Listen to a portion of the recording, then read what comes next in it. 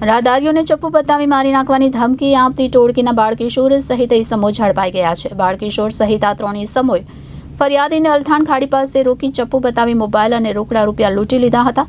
ફરિયાદી દ્વારા પાંડેસરા પોલીસ સ્ટેશનમાં બાબતે ફરિયાદ નોંધવામાં આવી હતી. ફરિયાદ નોંધાયા બાદ પોલીસ દ્વારા કાર્યવાહી કરવામાં આવી. સુરત શહેરમાં લૂંટ, હત્યા અને ચોરી જેવા ગુનાઓ વધી રહ્યા છે, ત્યારે પાંડેસરા પોલીસને એક આરોપીઓને ઝડપી પાડવામાં સફળતા મળી છે. મળતી માહિતી મુજબ રાહદારીઓને ચપ્પુ બતાવી મારી નાખવાની ધમકી આપતી ટોળકીના બાળકિશોર સહિતના ઈસમો ઝડપાઈ ગયા છે. તો પાંડેસરા પોલીસે 2 બાઇક સહિતનો મુદ્દામાલ પણ જપ્ત કર્યો છે. રજનીશ રાજભર અને વિઘ્નેશ રાવતની ધરપકડ કરવામાં આવી છે. બાળકિશોર સહિત આ 3 ઈસમોએ ફરિયાદીને અલથાણ ખાડી પાસે રોકી ચપ્પુ બતાવી મોબાઈલ અને રોકડા રૂપિયા લૂંટી લીધા હતા. તો ફરિયાદી દ્વારા પાંડેસરા પોલીસ સ્ટેશનમાં બાબતે ફરિયાદ નોંધવામાં આવી હતી અને ફરિયાદ નોંધાયા બાદ પોલીસ દ્વારા કાર્યવાહી કરવામાં આવી હતી, જેમાં પાંડેસરા પોલીસે 2 બાઇક સહિતનો મુદ્દામાલ જપ્ત કર્યો છે અને રજનીશ રાજભર અને વિઘ્નેશ રાવતની ધરપકડ પણ કરી છે અને આગળની વધુ કાર્યવાહી હાથ ધરી છે. કઈ આરોપીની ધરપકડ થઈ છે? લૂંટમાં શું હકીકત છે?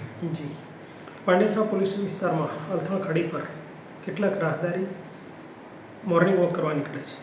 સદર મોર્નિંગ વોકમાં એક ફરિયાદી પોતે મોપેડ સાથે નીકળેલા, ત્યારે 3 ઈસમોએ આવી તેમને ચપ્પુ બતાવી અને તેનું એક્ટિવા તથા તેની પાસેના 100 રૂપિયા લૂંટી લઈ લૂંટ આચરેલ હતી.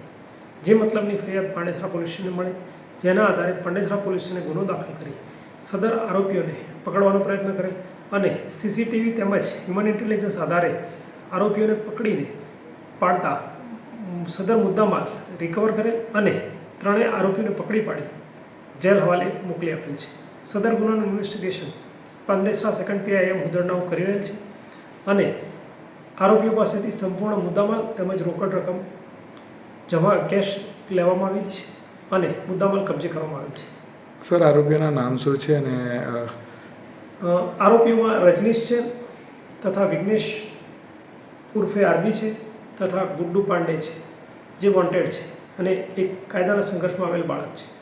સર, આ રીતના લૂંટની ઘટનાને અંજામ આપવાનું કારણ શું રહેતું હતું? મોજ શોખ કે વ્યક્તિગત રીતે પ્રાથમિક જોતા મોજ શોખના માટે તેઓ લૂંટ કરતા હોવાનું જણાય આવે છે. Bureau report, Janadesh news, Surat.